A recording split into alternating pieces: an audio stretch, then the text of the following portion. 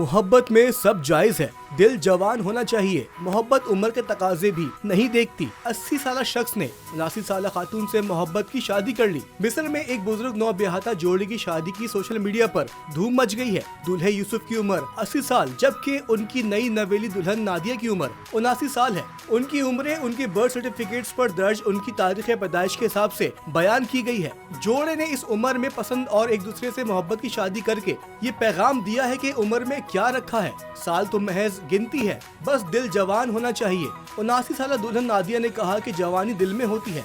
जब तक इंसान का दिल धड़कता है उसे अपनी जिंदगी का हर लम्हा जीना चाहिए और अपने ख्वाबों की ताबीरें तलाश करते रहना चाहिए।